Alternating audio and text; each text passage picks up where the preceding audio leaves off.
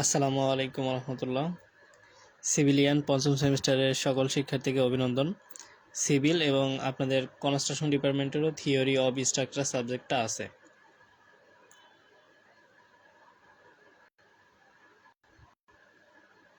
কেমন আছেন সবাই আপনারা? পূর্বে আমরা বলেছিলাম ক্লাসটা হবে, কিন্তু নেট সংযোগের জন্য বিদ্যুৎ না থাকার কারণে দেরি হয়েছে আমাদের ক্লাসে সংযোগ করতে আপনাদের।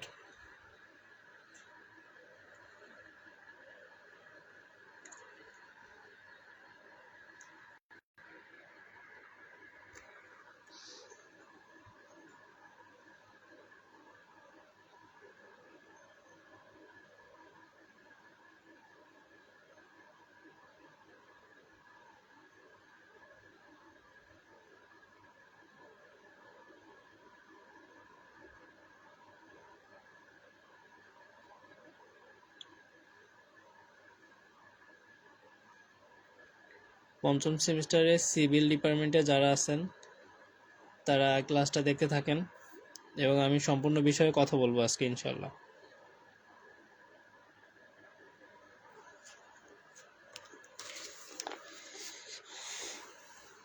আমাদের সাবজেক্টের নাম কি? থিওরি অফ স্ট্রাকচার, তাই না? তাহলে প্রথমেই আমাদের যে মৌলিক বিষয়টা আমি জানবো, থিওরি অফ স্ট্রাকচার সাবজেক্টটা কত মার্কের বোর্ড সেমিস্টার ফাইনালের পরীক্ষা হবে, তাই না? সেটা আমাকে ভালো করে জানতে হবে। তারপরে কিভাবে প্রশ্নগুলো হয়ে থাকে, কোন অধ্যায় থেকে বেশি প্রশ্ন থাকে সেভাবে জানতে হবে।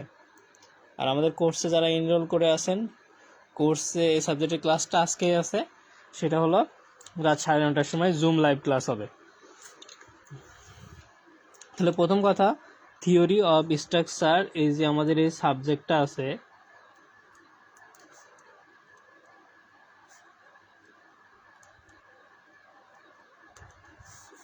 এটার কোড কত?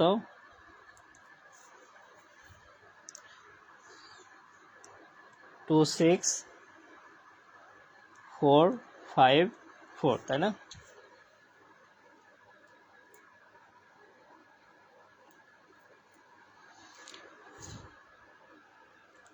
এটা আমি পূর্বে আলোচনা করছি। এটা কি? সিভিল উড, এনভায়রনমেন্টাল, সার্ভেইং এবং কনস্ট্রাকশন টেকনোলজির জন্য।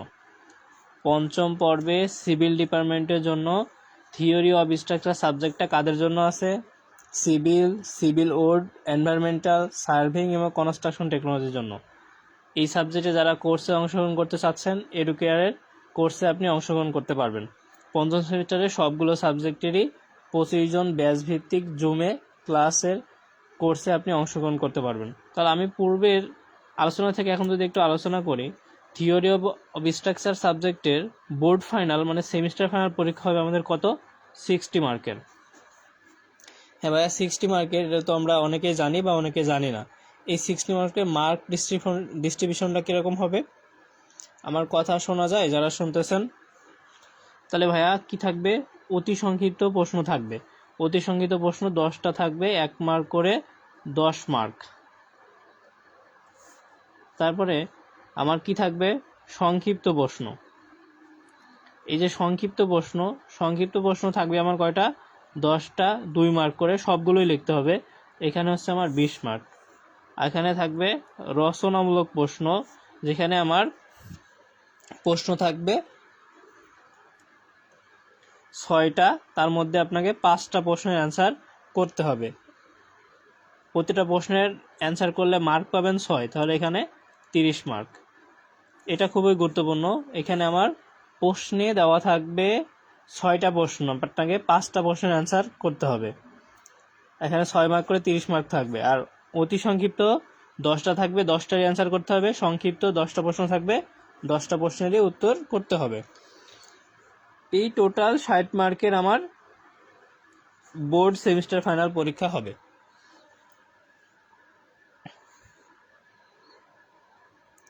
আর বাকি যে মার্কগুলো আছে আমার, সেই মার্কগুলো আমার কিভাবে হবে?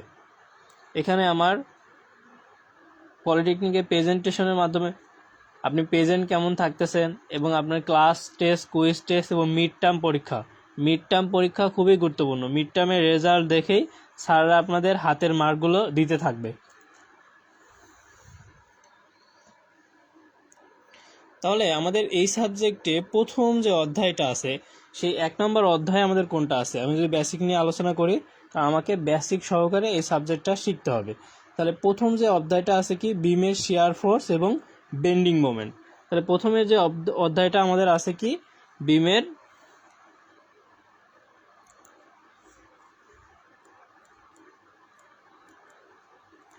শিয়ার ফোর্স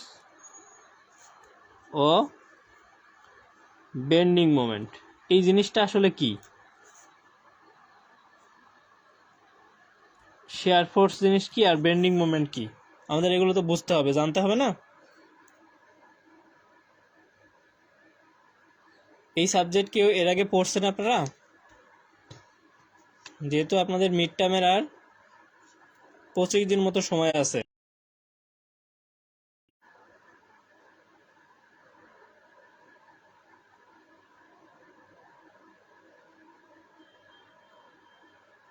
একটু জানাবেন। সাউন্ড ক্লিয়ার আছে? আপনারা শুনতে পাচ্ছেন কি?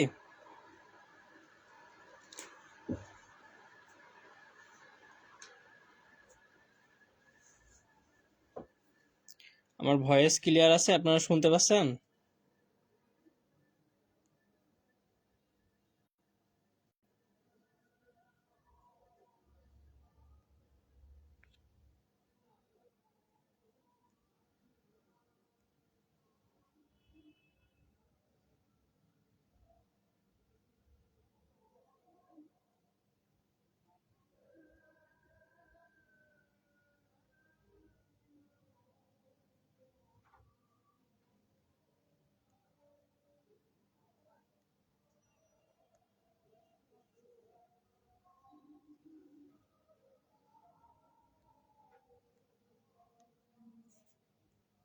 হ্যাঁ, একটু জানাবেন, শোনা যায়?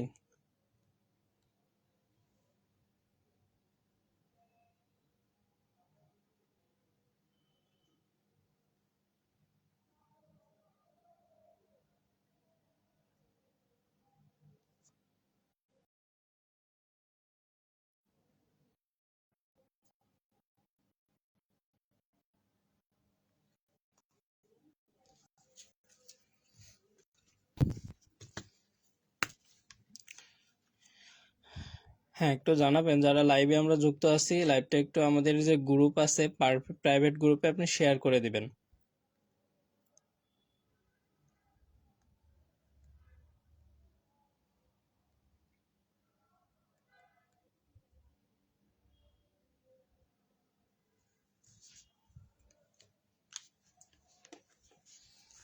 সিভিল আপনারা কে কোন পলিটেকনিক থেকে ক্লাসটা দেখতেছেন একটু কমেন্ট করবেন।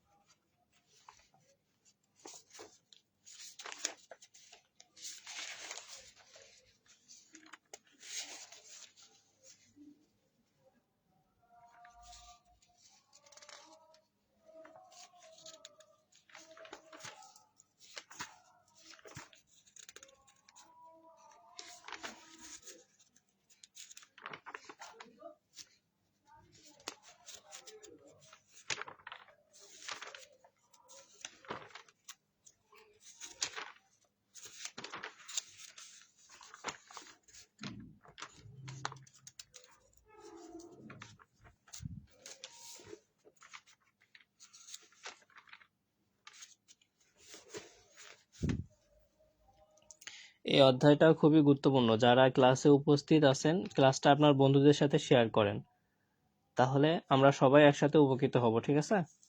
আর আপনারা যারা আমাদের পেইড কোর্সে অংশগ্রহণ করতে চাচ্ছেন সরাসরি আমাদের পেজে নক করে বিস্তারিত জেনে ভর্তি হতে পারবেন, কারণ এই সেমিস্টারের সবগুলো সাবজেক্টই খুবই গুরুত্বপূর্ণ। এই গুরুত্বপূর্ণ সাবজেক্টগুলো আপনাকে বেসিক থেকে শিখতে হবে, পরবর্তীতে আপনার ষষ্ঠ সপ্তম সেমিস্টার এবং এই পড়াশোনার ক্ষেত্রে আপনার ডিপার্টমেন্টটা একদম ক্লিয়ার হয়ে যাবে। আর এখনই যদি আপনি অবহেলা করেন তাহলে ষষ্ঠ সেমিস্টার আরও সাবজেক্ট আসবে এই রিলেটেড, তখন আপনার বুঝতে কষ্ট হবে। তাহলে আমি যে বিষয়টা শেয়ার করছিলাম আপনাদের সাথে, যে বিমের শেয়ার ফোর্স ও বেন্ডিং মোমেন্ট, এই অধ্যায়টার নাম থিওরি অফ স্ট্রাকচার সাবজেক্টের প্রথম অধ্যায়টা। তাহলে ভাইয়া আমি আপনাদেরকে বলছিলাম যে আসলে এই শেয়ার ফোর্সটা কি আর বেন্ডিং মোমেন্টটা কি, তাই না? তাহলে দেখেন, শেয়ার ফোর্স আর বেন্ডিং মোমেন্ট এই যে বিষয়টা, এই বিষয়টা আমাদেরকে বুঝতে হলে একটু কি প্র্যাকটিক্যালি বোঝার চেষ্টা করতে হবে, তাহলে আমাদের সবার জন্য ভালো হবে, তাই না? তাহলে ভাইয়া যে বেন্ডিং মোমেন্টটা কি আর শেয়ার ফোর্সটা কি, যে বিষয়ে আপনি বলছিলেন, তাহলে শেয়ার ফোর্স কোনটা আর বেন্ডিং মোমেন্ট কোনটা? যে বেন্ডিং মোমেন্টের বিষয়টা যদি আমি বলি, যে বিমের যে কোনো সেকশনের বামে বা ডানে উক্ত সেকশনের সমান্তরাল উলম্ব বলগুলোর মোমেন্টের বীজগণিতিক যোগফলকেই উক্ত সেকশনের বেন্ডিং মোমেন্ট বলে। ভাইয়া যখন আমরা এসএফডি বিএমডি ম্যাথ করব তখন এই বিষয়গুলো আরো ক্লিয়ার হবেন, ঠিক আছে? তাহলে বেন্ডিং মোমেন্টটা আমরা বুঝতে পারছি, তাই না? তাহলে শেয়ার ফোর্সটা কি, শেয়ার ফোর্সটা সম্পর্কে আমরা আরো ক্লিয়ার ধারণা পাবো না? কিভাবে পাইতে পারি এই শেয়ার ফোর্সটা?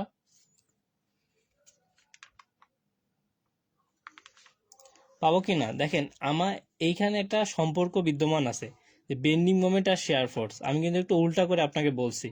এখন আসেন শেয়ার ফোর্স বিষয়টা কি, যে বিমের যে কোনো সেকশনের ডানে বা বিমে উক্ত সেকশনের সমান্তরাল উলম্ব বলগুলোর বীজগণিতিক সমষ্টিকে ওই সেকশনের শেয়ার ফোর্স বলে। তাহলে ভাইয়া সংজ্ঞা তো বললেন অথবা একটু বললেন, তাহলে চিত্র সহকারে বেসিকটা দেখাই। তাহলে বেন্ডিং মোমেন্ট ডায়াগ্রামটা কি, শেয়ার ফোর্স ডায়াগ্রামটা কি, সেগুলো আমাকে দেখতে হবে না, আমাকে বুঝতে হবে, ঠিক আছে?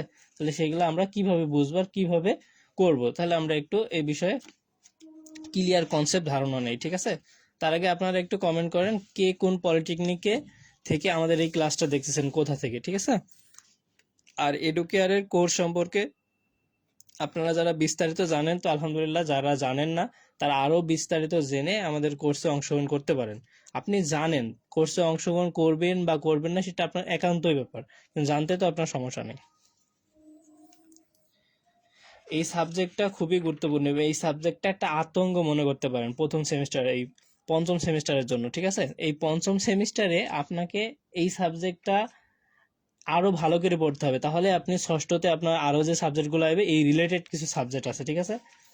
তাহলে আমি প্রথমেই একটু আমাদের যেহেতু আমাদের অতি সংক্ষিপ্ত সংক্ষিপ্ত রচনামূলক প্রশ্ন আছে, তো বেসিকটা যদি আমি একটু জানতে পারি তাহলে আমার শেয়ার ফোর্স যখন ম্যাথে যাব তাহলে আমরা ক্লিয়ার হয়ে যাবো যে ভাই এই জিনিসটা কি, তখন আপনার বুঝতে আরো সুবিধা হবে। তাহলে আমি প্রথমে যে বিষয়টা শেয়ার করব, যেহেতু আমার অধ্যায়ের নাম কি ভাইয়া, বিমের, তাহলে আমার বিম রিলেটেড প্রশ্ন থাকবে, তারপরে আছে কি একটা শেয়ার ফোর্স, তারপরে আছে কি বেন্ডিং মোমেন্ট। তাহলে আমি একটু খালি মৌলিক আলোচনা করছি শেয়ার ফোর্স এবং বেন্ডিং মোমেন্টের। তাহলে বিমটা কি ভাইয়া, আর বিমের বিষয়টাই আসলে কি?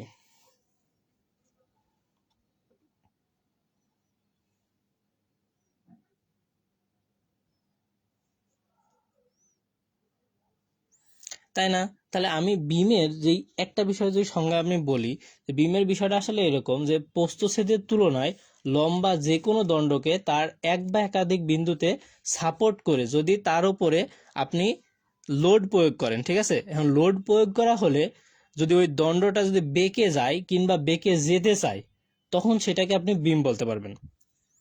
আসলে এই বিষয়টা আমরা সচরাচর কি বুঝি, বিম কি, যে সমান্তরাল যেটা থাকে আমার লম্বা, ওখানে নিচে হচ্ছে পিলার সাপোর্ট কলামের উপর থাকে, সেটাকে আমরা বিম বলি, ঠিক আছে?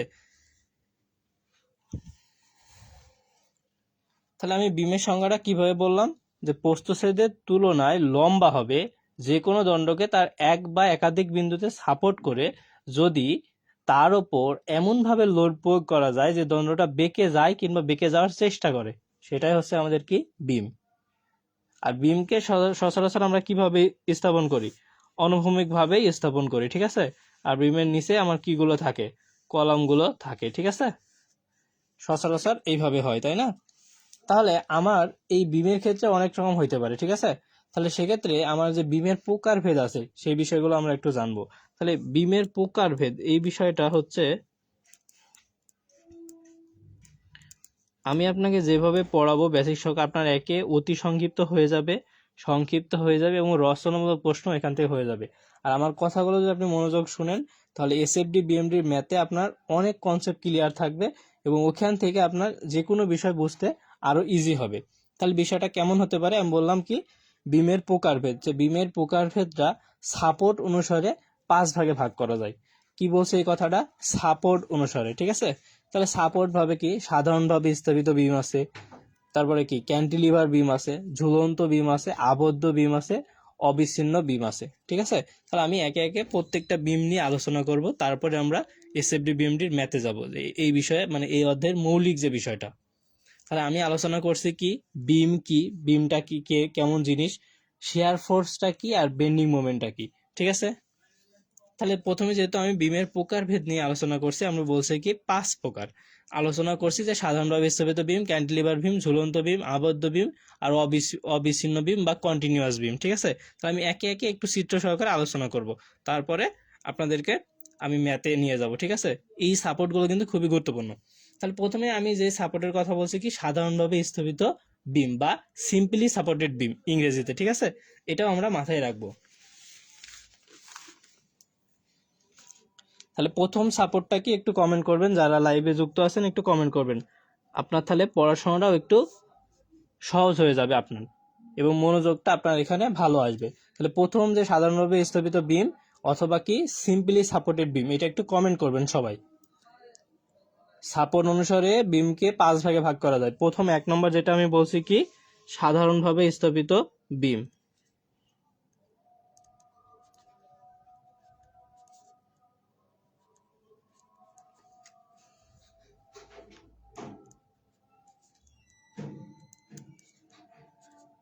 বিম বা ইংলিশে যদি আমি লিখি সিম্পলি সাপোর্টেড বিম। ঠিক আছে, তাহলে এই বিমটা কি, যে সকল বিমের দুই প্রান্ত মুক্ত অবস্থায় সাপোর্টের উপরে অবস্থান করে লোড বহন করবে, তাকে আমরা কি সাধারণভাবে স্থাপিত বিম বলতে পারবো। তাহলে কি, যে সকল বিমের দুই প্রান্ত মুক্ত অবস্থায় সাপোর্টের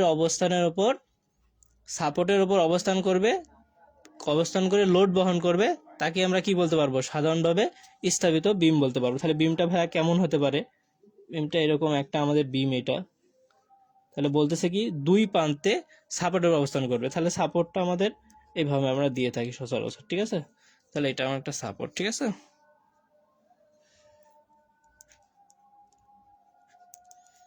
একটা সাপোর্ট, এটা কি আমাদের সাধারণভাবে স্থাপিত বিম অথবা ইংরেজিতে কি সিম্পলি সাপোর্টেড বিম। তাহলে এই বিমের এক প্রান্ত কি থাকবে, এটা হিঞ্জ, আর অপর প্রান্ত কি রোলার সাপোর্ট, যাতে কি আনুভূমিক বল প্রতিরোধ করতে পারে। তাহলে এই সাপোর্টটা আমাদের কি ভাইয়া, রোলার সাপোর্ট। ঠিক আছে, এটা কি আমাদের ভাইয়া হিঞ্জ সাপোর্ট। তাহলে দেখেন সাপোর্টও কিন্তু আমরা এখান থেকে চিনে ফেলছি, এইটা আমাদের কি হিঞ্জ সাপোর্ট, আর এটা কি আমাদের রোলার সাপোর্ট। এখন আমরা সাধারণভাবে স্থাপিত বিমটা কি বুঝতে পারছি সবাই? একটু জানাবেন, না হলে একটু কমেন্ট করবেন, তাহলে আমি আরো বিস্তারিত বলবো ইনশাল্লাহ।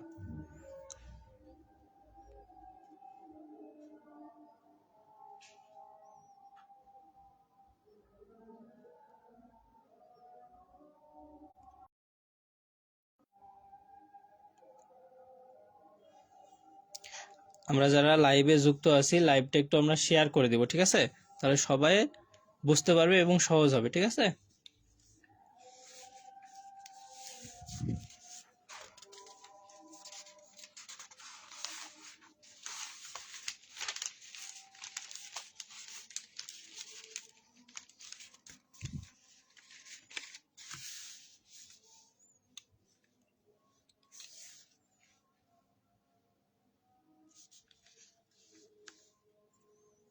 আচ্ছা প্রথম যে আমরা বিমটা নিয়ে আলোচনা করলাম, সেই বিমটা আমাদের কি সাধারণভাবে স্থাপিত বিম। এখন আমরা কোন বিম নিয়ে আলোচনা করব, ক্যান্টিলিভার বিম বা 2 নম্বরটা আমি কি বললাম, প্রত্যেকটার কিন্তু নাম মনে রাখতে হবে। ঠিক আছে, ক্যান্টিলিভার বিম আমরা কিন্তু অ্যাজ এ সিভিল ইঞ্জিনিয়ার হিসাবে এগুলো আমাদের খুবই জরুরি। ক্যান্টিলিভার ইংরেজিতেও ক্যান্টিলিভার বিম। ঠিক আছে, তাহলে কি যে সকল বিমের এক প্রান্ত আবদ্ধ থাকবে আর অন্য প্রান্ত কি থাকবে, মুক্ত অবস্থায় থাকবে, এবং মুক্ত অবস্থায় থাকবে ভালো কথা, কিন্তু সে লোডও বহন করবে, সেটা হচ্ছে আমাদের কি ক্যান্টিলিভার বিম। তাহলে সহজ করে যদি বলেন, যে বিমের এক প্রান্ত আবদ্ধ এবং অন্য প্রান্ত মুক্ত অবস্থায় থেকে লোড বহন করে, সেটাই হচ্ছে আমার ক্যান্টিলিভার বিম। আমাদের লোড বহন কিন্তু করতে হবে তাকে, কারণ ছোট ছোট বিষয়গুলো আমাদেরকে ক্লিয়ার থাকতে হবে। তাহলে কি, যে বিমের এক প্রান্ত আবদ্ধ এবং অন্য প্রান্ত কি মুক্ত অবস্থায় থাকবে বা খোলা অবস্থায় থাকে, লোড বহন করবে, সেটা হচ্ছে আমার কি ক্যান্টিলিভার বিম। তাহলে ভাইয়া যেহেতু বিম আমরা এইভাবে আঁকাইছিলাম, তাহলে এটা আমাদের একটা কি ক্যান্টিলিভার বিম। এই এক প্রান্ত কি ফিক্স সাপোর্ট দিয়ে আবদ্ধ করা আছে, আর অন্য প্রান্ত কি খোলা আছে, সেটাই হচ্ছে আমাদের কি ক্যান্টিলিভার বিম।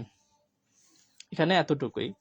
3 নম্বর বিষয়টা একটু খেয়াল করেন, আমি যে পরে বলছিলাম কি ঝুলন্ত বিম, এটা নাম শুনি আপনার কি মনে, ঝুলন্ত মানে কি ওভার হ্যাঙ্গিং বিম, ঠিক আছে, ওভার হ্যাঙ্গিং বিম, ঝুলন্ত বিম, ঝুলন্ত বিম। তাহলে ঝুলন্ত বিমটা কি বললেন ভাই, ওভার ওভার হ্যাঙ্গিং বিম,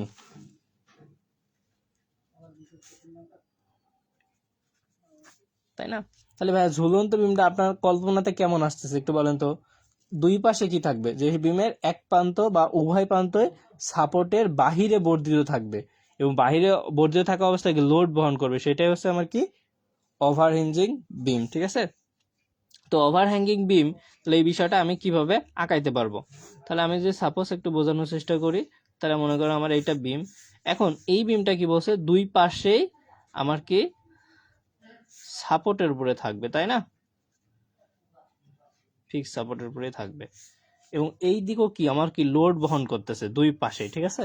সেটাই কি এক কথায় অঝুলন্ত বিমটা কি, এক কথায় যদি বলি তাহলে যে বিমের এক প্রান্ত বা উভয় প্রান্তই সাপোর্টের বাহিরে বর্ধিত অংশ, যেখানে এটা সাপোর্ট না, এই বাহিরে বিমটা আছে না, এই যে এতটুকু, এইটাই হচ্ছে আমার কি ঝুলন্ত বিম। বুঝতে পারছি আমরা।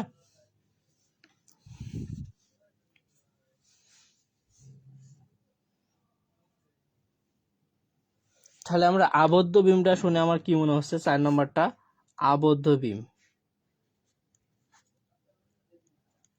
আবদ্ধ বিম সেটা আমাদের কি,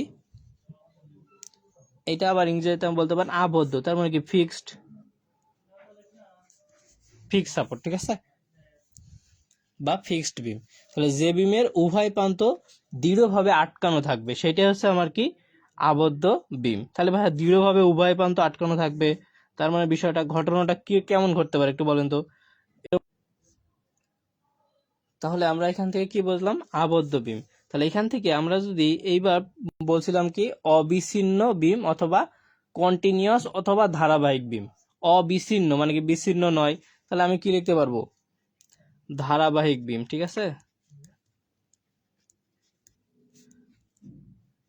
অথবা আমি এটাকে কি বলতে পারি, অবিচ্ছিন্ন বিম,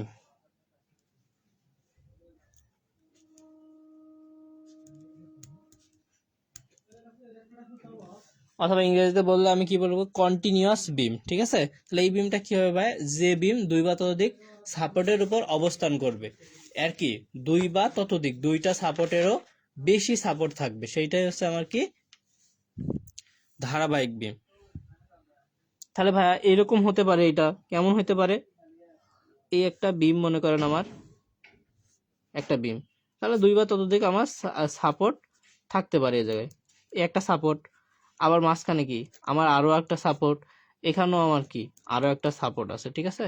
এইভাবে আমার সাপোর্ট থাকতে পারে, সেটা হচ্ছে কি ধারাবাহিক বিম বা অবিচ্ছিন্ন বিম বা কন্টিনিউয়াস বিম, ঠিক আছে। আশা করি আমরা যে বিমের প্রকারভেদ অনুযায়ী 5 প্রকার, এই 5 প্রকার আমরা ক্লিয়ার হয়েছে কিনা, যদি হয় তাহলে আমরা একে একে কমেন্ট করে লিখতে পারি যে ভাইয়া 5 প্রকার, প্রথমেরটা কি সাধারণভাবে স্থপিত বিম, দ্বিতীয়টা হচ্ছে ক্যান্টিলিভার বিম, তৃতীয়টা হচ্ছে ঝুলন্ত বিম, চতুর্থটা হচ্ছে আবদ্ধ বিম, পঞ্চম হচ্ছে ধারাবাহিক বিম অথবা অবিচ্ছিন্ন বিম অথবা কন্টিনিউয়াস বিম। একটু আপনি লিখলে আপনার জন্য, যদি সংক্ষিপ্ততে এই প্রশ্নটা আসে, আপনার জন্য আরো কি ক্লিয়ার হয়ে যাবে এবং আপনি ভালোভাবে বুঝতে পারবেন। এজন্য আমি সবাইকে রিকোয়েস্ট করব যারা লাইভটা এখন দেখতেছেন একটু কমেন্ট করে লিখবেন, অথবা আবার যারা পরে দেখবেন তখনও তো একটু কমেন্ট করে লিখবেন, তাহলে আপনার মাইন্ডে এটা সেট আপ হবে। আর আমি যে বিমগুলো বলছি এই অধ্যায়ের খুবই গুরুত্বপূর্ণ টপিকস, এবং অ্যাজ এ আপনার সিভিল ইঞ্জিনিয়ার হিসাবে এইগুলো আপনার সব সময় শোনা লাগবে। আপনাকে হঠাৎ করে কেউ বলো ক্যান্টিলিভার বিম, তাহলে বিমটা কি আপনি কি বলবেন, এক প্রান্ত আবদ্ধ থাকবে আর অন্য প্রান্ত মুক্ত খোলা অবস্থায় থাকবে, তাহলে একটু ঘুরিয়ে যদি বলে তো খোলা অবস্থায় থাকবে কি লোড কি বহন করতে পারবে, তাহলে আপনি যে বিষয়টা না জানেন, তাহলে অবশ্যই খোলা অবস্থায় থাকলে আপনি না জানলে কি বলবেন, তাহলে তো লোড বহন করতে মনে হয় পারবে না, কারণ ওই প্রান্তে তো খুঁটি দেওয়া নাই বা পিলার দেওয়া নাই। কিন্তু ক্যান্টিলিভার বিমের কাজই কি, এক প্রান্ত আবদ্ধ এবং অন্য প্রান্ত খোলা রেখেই সে কি লোড বহন করবে, তবেই সে ক্যান্টিলিভার বিম হবে, তাই না। আর আপনি বিম করতেছেন, যদি খুঁটি দেন নাই তাই বলে যদি লোড নিতে পারবে না, তাহলে কি আর বিম হইলো। তাহলে প্রত্যেকটা ছোট ছোট বিষয়গুলো আপনাকে জানতে হবে। ঝুলন্ত, আচ্ছা, এবার আমি একটু খেয়াল করি, আপনাদেরকে বলি যে বিষয়টা একটু বোঝেন। আমার, আপনি শুনেন ভাই, অন্য জায়গায় ক্লাস করবেন, থিওরি অফ স্ট্রাকচার শেষ করে আসবেন সিলেবাস, তারপর আমার কাছে পড়েন, আরও কত কিছু নতুন পাবেন, আপনি এটা কল্পনাও করতে পারবেন না। কারণ ভাই এই বিষয়ে যে মানে যে কোনো সাবজেক্ট যে যত বেশি পড়বে, যত বেশি এই লেখালেখি করবে অথবা অন্যান্য ম্যাথ করবে, সে তত বেশি অভিজ্ঞতা পাবে। দেখেন, আমি এই সাবজেক্ট নিয়েই কিন্তু সিভিল ডিপার্টমেন্ট থেকেই 2020 সালে ডিপ্লোমা কমপ্লিট করে ফেলছি। Even duet admission, even job preparation, সব বিষয়ে পড়া মোটামুটি আলহামদুলিল্লাহ। তাহলে দেখেন, এই বিষয়ে আমি কনসেপ্ট ক্লিয়ার হয়ে আপনাকে কিন্তু শিখাইতে আসতেছি। এমন না যে আমিও ডিপ্লোমা করতেছি আর আপনাকে শিখাইতেছি। তাহলে বিষয়গুলো একটু মনোযোগ সহকারে নেন এবং আপনি শেখার চেষ্টা করেন। যে থিওরি অফ স্ট্রাকচার সাবজেক্ট আপনার কাছে যত কঠিন, আপনি যদি শিখেন আমার থেকে, আপনার কাছে ততটাই সঠিক মনে হবে। কারণ ঘুরে ফিরে ম্যাথের মধ্যে এইসব কথাগুলো আসবে, এরকম সাইনগুলো আসবে, কিন্তু আপনি বুঝতে পারবেন না, তখনই আপনার প্যাচটা বাঁধবে। ইভেন এই সাবজেক্টেরই পেইড ব্যাচের ক্লাস আজকে রাত 9:30টায় আছে, থিওরি অফ স্ট্রাকচার। যারা কোর্সে অংশগ্রহণ করবেন বা ইচ্ছুক, তারা কোর্স সম্পর্কে বিস্তারিত জানুন এবং আপনি ওই ক্লাসটা করেও দেখতে পারেন, বা এখন তো লাইভে আছেন, লাইভেও আপনি বলতে পারেন বা জিজ্ঞাসা করতে পারেন। শুধু এই সাবজেক্ট না, আপনার প্রত্যেকটা সাবজেক্টই পঞ্চম সেমিস্টার সিভিল ডিপার্টমেন্টের খুবই গুরুত্বপূর্ণ। সিভিল রিলেটেড যেগুলো আছেন, এনভায়রনমেন্টাল, কনস্ট্রাকশন, সবগুলোই, সিভিল উড, যাদের এই সাবজেক্টগুলো আছে সবাই ক্লাসগুলো নিতে পারবেন। আর আমরা শুধু 25 জন ব্যাচ ভিত্তিক ক্লাসগুলো নিয়ে থাকি এবং গুগল মিটের মাধ্যমে, যেখানে সরাসরি প্রশ্ন করে ক্লাসগুলো করতে পারবেন। তাহলে এখন দেখেন, আমি যে বিষয়ে বলছিলাম, 5টা বিম জানলাম, তার ভাইয়া বিম তো আমরা জানলাম, তাহলে বিম থাকলে বিমের উপর লোড আসবে, তাহলে লোডগুলো কেমন হইতে পারে, কিভাবে লোডগুলো আসে, এগুলো আমাকে জানতে হবে না? হ্যাঁ ভাইয়া, মোটামুটি তো আমাকে জানতে হবে। তাহলে লোডের প্রকার ভেদর তো আছে অনেক। তাই মোটামুটি লোডের যে প্রকারভেদ, সেটা হচ্ছে আমার কেন্দ্রভূত লোড থাকবে বা হচ্ছে বিন্দু বল, আরটা কি সমভাবে বিস্তৃত লোড থাকবে বা সমভাবে বন্টিত যেটা বলেন, আরেকটা থাকবে অসমভাবে বন্টিত। তাহলে আপনি একটু মনে রাখবেন কি, একটা সমভাবে বিস্তৃত লোড, এটা অসমভাবে, আর একটা হচ্ছে কেন্দ্রভূত বা বিন্দু বল। তাহলে বিষয়গুলো কি ভাইয়া? লোড একটু বলি। লোড, এই লোড, বিমের উপরে লোড কয় প্রকারে হতে পারে বা কয় ধরনের হতে পারে ভাইয়া? 3 ধরনের। এক নম্বরটা হচ্ছে আমি কি বলছি, কেন্দ্রভূত লোড বা বিন্দু বল। এইটা মানে আপনি পড়েই বুঝতে হবে, বিন্দু বল অথবা কি কেন্দ্রভূত বল। তাহলে কি কেন্দ্রীভূত বল, তার মানে কি ভাইয়া? এটা আমার যখন লোডটা আসবে, কিভাবে আসতে পারে? স্বাভাবিকভাবে এটা আমার হচ্ছে একটা বিম, তাহলে এই লোডটা আমার কি বিন্দু বল, তাহলে মানে একটা বিন্দু দিয়ে সে ক্রিয়া করবে, এই বিন্দুতে, ঠিক আছে? একটা বিন্দু দিয়ে সে পাস হবে। এই যে লোডটা আমি দিলাম, এখানে যদি 10 কেজি দিই, এই লোডটা এখান দিয়ে পাস করবে। এখানে যদি আমি 5 কেজি দিই, তাহলে এইখান দিয়েই লোডটা পাস করবে। সেটাই হচ্ছে আমার কি কেন্দ্রভূত বল বা পয়েন্ট লোড বা বিন্দু বল, ঠিক আছে? এই বিষয়টা আমরা ক্লিয়ার হয়েছি, পয়েন্ট লোড বা বিন্দু বল বা কেন্দ্রীভূত বল। আর 2 নম্বরটা আমি কি বলছি, সমভাবে বিস্তৃত লোড। ভাইয়া এটা কি? Uniformity distributed load. তাহলে এই বিষয়টা কি ভাইয়া? সমভাবে, সাম্যের বাংলাদেশ, তাই না? তাহলে সমভাবে বিস্তৃত লোড, তাহলে এই বিষয়টা আমি কিভাবে, অথবা বন্টিত লোড লিখতে পারি।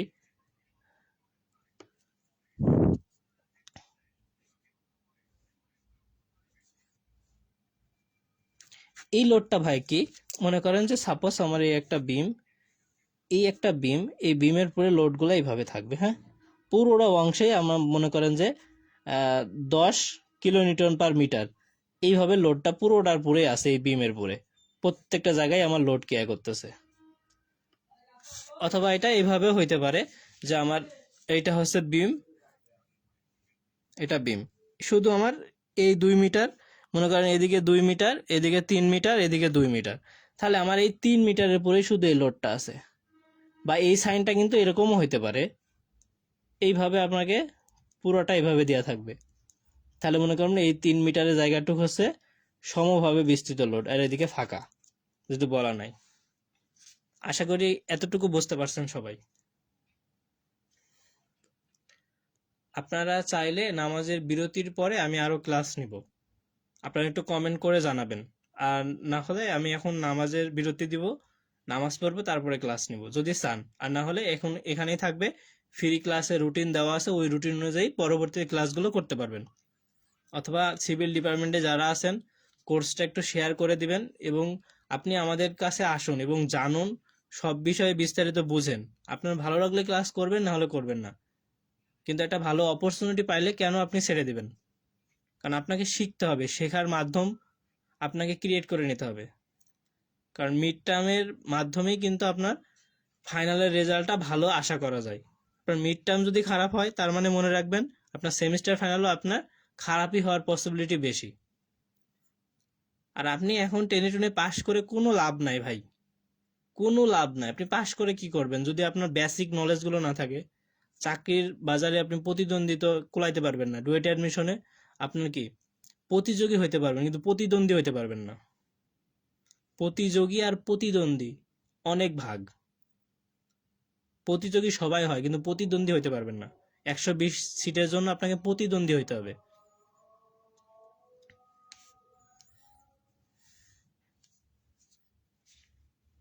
তাহলে আমি কিন্তু লোডগুলো ভালোভাবে আলোচনা করি নাই। বিন্দু বল, সমবায় বিস্তৃত, অসমভাবে বিস্তৃত লোডটা আমার কেমন হবে সেটা ভিন্নভাবে হতে পারে, ত্রিভুজ আকৃতির হইতে পারে, ঠিক আছে?